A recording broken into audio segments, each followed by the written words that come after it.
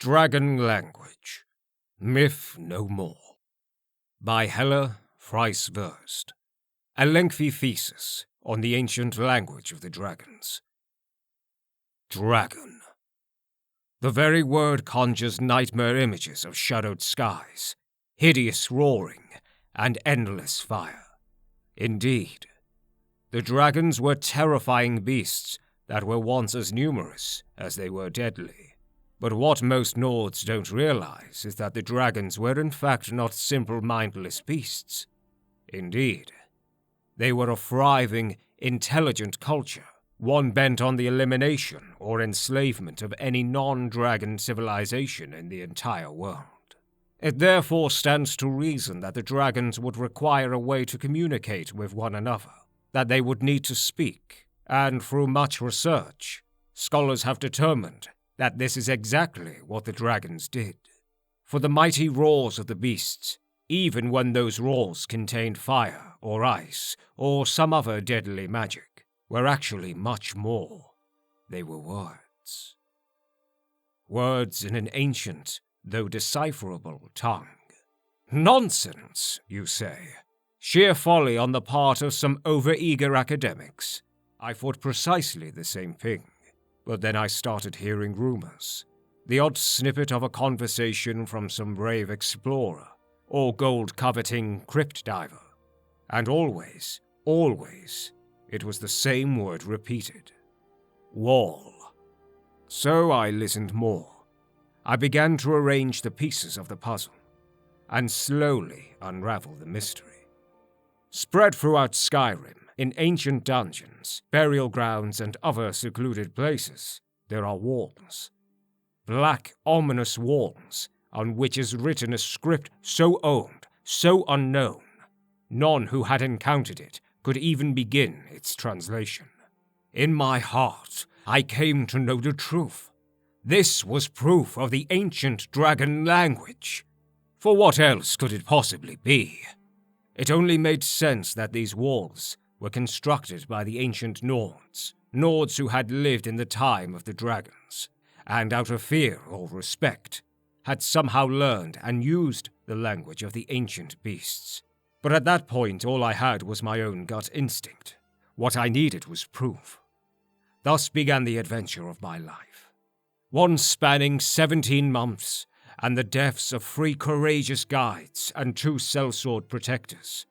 But I chose not to dwell on those grim details, for the end result was so glorious it made any hardship worth it. In my travels, I found many of the ancient walls, and every suspicion proved true. It did, in fact, appear as if the ancient Nords had copied the language of the dragons of old, for the characters of that language very much resemble claw marks or scratches. One can almost envision a majestic dragon using his great, sharp talons to carve the symbols into the stone itself, and a human witness, possibly even a thrall or servant, learning, observing, so that they too could use the language for their own ends. For as I observed the walls I found, I noticed something peculiar about some of the words. It was as if they pulsed with a kind of power, an unknown energy that, if unlocked, might be harnessed by the reader. That sounds like nonsense, I know. But if you had stood by these walls, seen their blackness, felt their power, you would understand that of which I speak. Thankfully, although entranced, I was able to retain enough sense to actually transcribe the characters I saw. And in doing so, I began to see patterns in the language. Patterns that allowed me to decipher what it was I was reading. For example, I transcribed the following passage. Assigning those scratches to actual Tamrielic language characters, I further translated what I saw into this. Hednok ingnavar gav kodav, wodre ya moron, au frod do krosis, no sinon siv dinok ak dukan. Which translates into the Tamrielic as follows. Here lies Ingnavar Ghostbear, who did seek glory on the battlefield of sorrows, but instead found death and dishonor.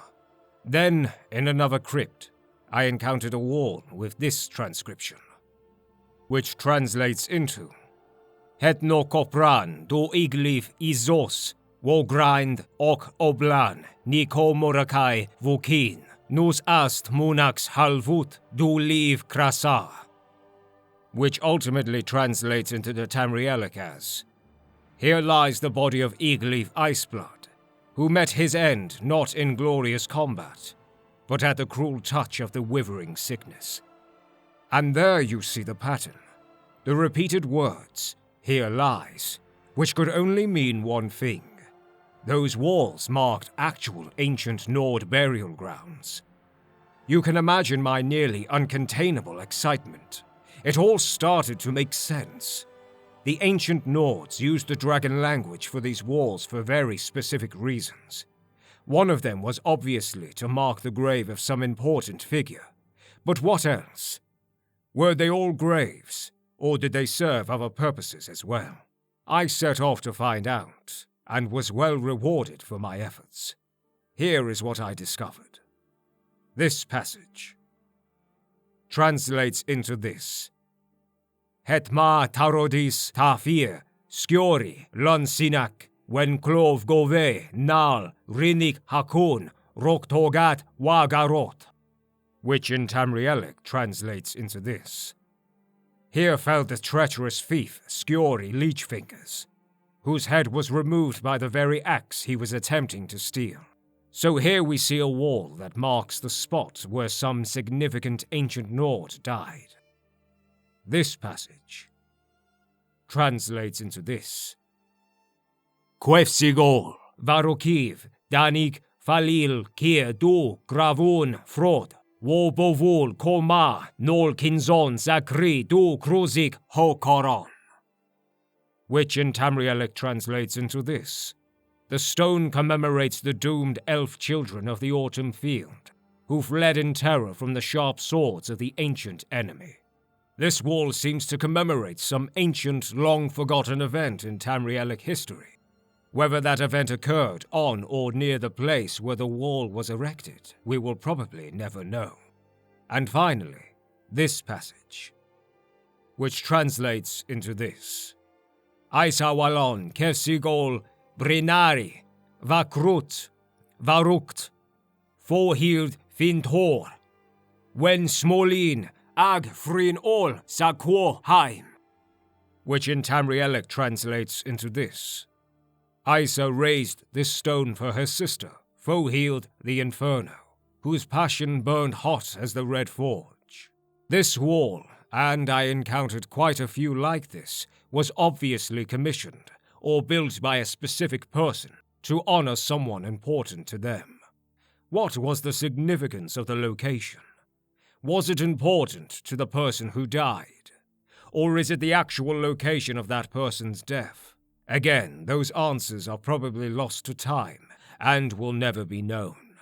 And so you see, the ancient dragon language is, indeed, myth no more.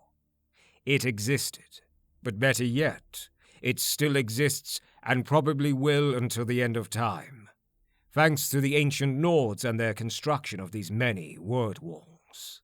But don't take my word for it, for the walls are there for the discovering. In Skyrim's dangerous, secret places, they serve as a bridge between the realm of the ancient Nords and our own. The dragons may never return to our world, but now we can return to theirs. And someday, we may even unlock the strange, unknown power hidden in their world.